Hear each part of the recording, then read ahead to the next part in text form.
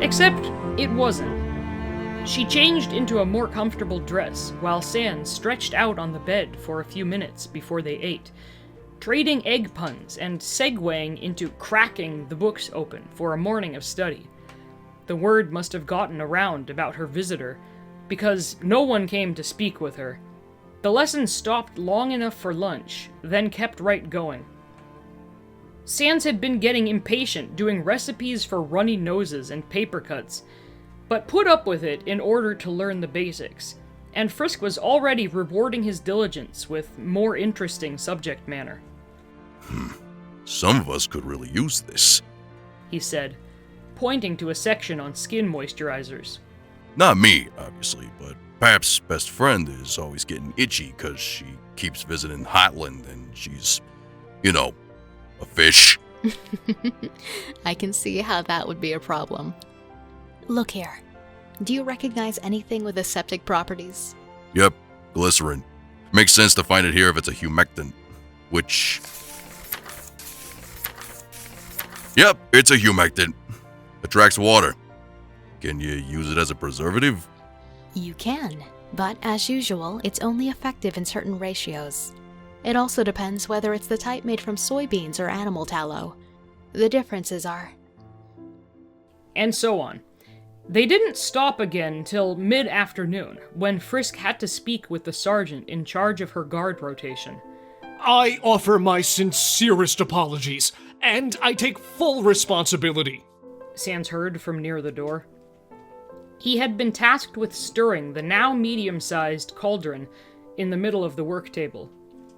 It rested on a small base that kept it balanced and heated, fueled by a touch of Frisk's magic. The man on duty last night relieved the previous guard at the correct time, but he wasn't present in the morning, and we haven't been able to find him. I beg forgiveness for this oversight, my lady. Notify me the moment he is found, Sergeant. You are dismissed, Frisk said coldly. The guy kept whinging about how sorry he was, and after a few seconds, Sans decided it was time to heave a huge sigh. The sound echoed in the room, and in the ensuing pause, Frisk opened the door and shooed the man out. Thank you, she said, coming back to the table and removing her veil. Did I mention your job sucks? Sans checked the book and removed the stirrer, tapping it to shake off the last drops. Can't you just be a normal witch somewhere? I believe I've told you before, the polite term is sorceress, the priestess answered, sniffing at the mixture. And no, I didn't study at a convent for nearly 8 years to end up as a village healer. I have nothing against them, but it'd be like a countess marrying a farmer. Technically possible, and absolutely not going to happen. Sans' eye socket twitched. Not very deep down, he felt as irritated as he had when she'd mentioned marriage on the way here, with some bonus aggravation at wasting his feelings on something that he didn't even care about because it was none of his business and he didn't care. Here's what you need to do, he said with forced joviality. Hook up with a farmer or some other schlub.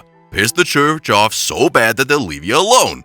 Hire somebody to bump off Mr. Frisk and pay the local constable to look the other way. Boom, you're free. She didn't seem amused. Let me think about it for a no, Sans. The boss monster tapped his feet on the rungs of his stool and watched her put on oven mitts. She pulled over a rack of empty vials, picked up the cauldron, and began pouring it out into each one without spilling a drop. Find somebody rich then. That way you can buy that private kingdom with his money and keep yours to play with. Of course, you'd have to find somebody first. No offense, there's nothing wrong with you.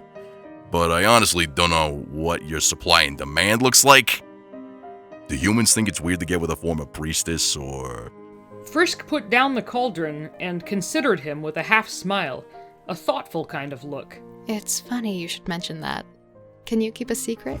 Sure, why not? He said, nonplussed. What are pals for?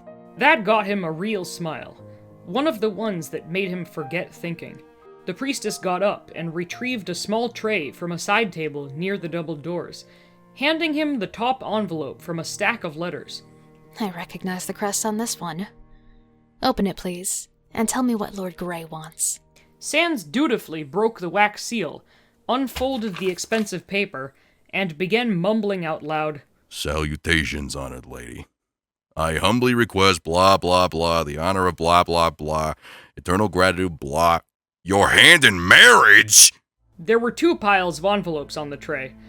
Frisk picked up one stack, laying them aside on the table. These are normal letters asking me favors, claiming to be long-lost relatives, making improbable threats. The usual. These? They're proposals. All of them. The skeleton didn't think she was lying, per se, but to her obvious amusement, he opened each one and skimmed it for certain key words, tossing it aside as soon as he found them.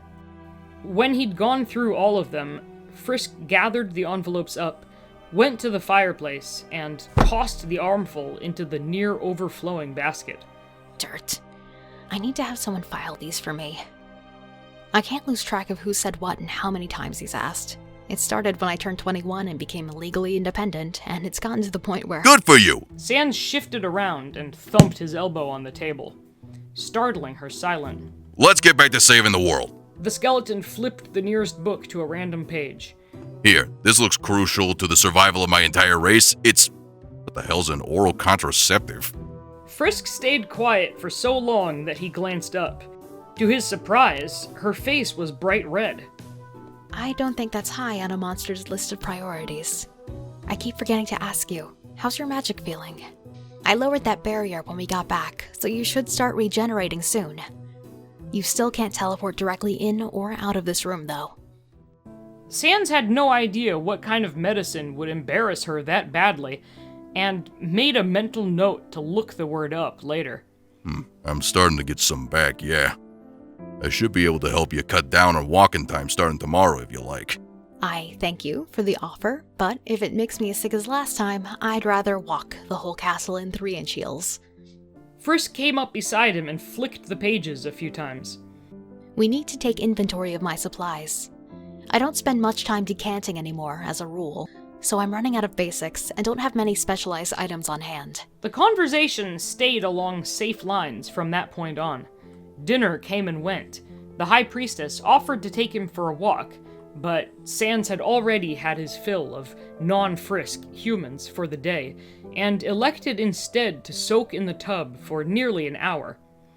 He actually fell asleep for a bit, until Frisk had to bang on the door and threaten to come in and drag him out. His indifference to the idea, pointing out that skeletons didn't have any private parts, only got him in further trouble. Later, Sans was sitting on the bed when Frisk emerged from her dressing room in her purple robe, toweling her hair dry. Bedtime, she announced. The skeleton yawned. Sounds good.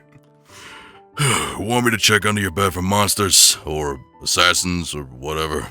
Frisk paused mid-rub. Would you? She mumbled, cheeks pink. It was so cute that Sans had to cover himself with a big, emphatic gesture that carried him to his feet. What am I being paid for if I'm not making you feel safe, huh? Here. He strode out and made a big production of flinging open the office doors, revealing the empty couch and a messy desk. Ta-da! Nothing but the specter of bureaucracy! If only you could save me from that, too. Still, thank you. Frisk said, grinning now. And I forgot to thank you for getting me out of midnight services for a few weeks. I can sleep in for the first time in months. Glad to service you. Sans saluted and turned on his heel with a grinding sound. Good night, kiddo. He went back to his room, shut off the light, and lay down, bemused at himself for calling her that. If she's a kid, you're a real sicko. He mumbled out loud, and fell asleep, wondering again what a contraceptive was. They both rose late for another quiet day of study, interrupted only by meals and a trip outside before dinner. There was a lovely little terrace near the kitchens that few people used at this time of year, as there was nowhere to get out of the wind. Luckily, Sans couldn't feel the cold, and was happy to stride around without worrying about banging his head on any doorways or low ceilings. The High Priestess' rooms were luxurious enough to have adequate space for him, but as weirdly satisfying as it was to play with plants and cauldrons, and as much as he enjoyed the view across the table, he had to admit it was good to stretch his leg bones. They didn't talk much outside as Sans went to the railing to survey the outbuildings and orchards down below, while Frisk found a bench that had been in full sun most of the day. She'd brought a black cloak with red lining and a deep hood, and stayed huddled in it while the boss monster wandered around the terrace, each shooing away the occasional enterprising pigeon. When Sans came over to her with a question about the castle's layout, he noticed how tightly she'd pulled the cloak around herself, and instead asked, You cold? Frisk nodded, trying not to shiver. Oh, why don't you say so? The skeleton extended his hand. Come on, time to eat. The priestess readily accepted, letting him tug her to her feet. And this is convenient. She said, still holding his hand. The kitchens are right. Ah! In hindsight, Sans had to admit he probably should have warned her before he took them straight back to her rooms, materializing outside the double doors. Sorry. He said to her, and not to the guard huddled in the corner. You alright? Frisk tried to pull away from him and nearly fell over. I am not all right. She dusted herself off with one hand, the other clutching his sleeve. You almost gave me and this poor man a heart attack. And now someone has to bring our food all the way up here. Oh, right. Sorry about that. Sans shrugged at the guard, then opened the doors, letting her march into the room unaided.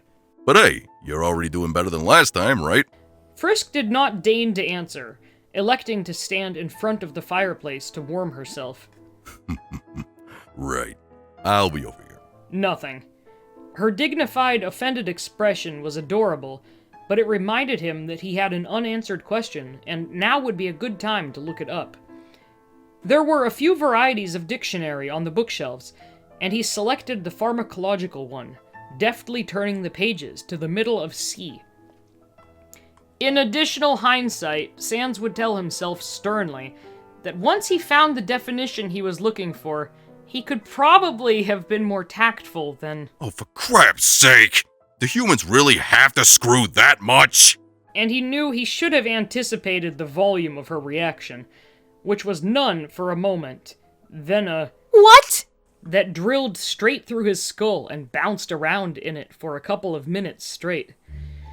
While he was standing there, eyes blank as he tried to recover his equilibrium, the beet-red priestess snatched the dictionary out of his phalanges and thrust it back on the shelf. All right. First things first. Can I assume that you now understand what several of those recipes are intended for? I understand you damn near killed me. Sans complained, patting the side of his skull to be sure it was intact. I'm not very sorry, Sans. Frisk retorted. Putting aside your terminology, I try not to judge monsters for having different physiologies than we do. And I'd appreciate it if you didn't judge humans. Given the way we're made and the number of children we can have in a lifetime, it's best to be able to space them out, without having to give up interpersonal relations entirely. The skeleton knew what he'd read, and what she was saying, but on some level, he was sure he'd misunderstood something. You mean sex? Like, doing it just for fun?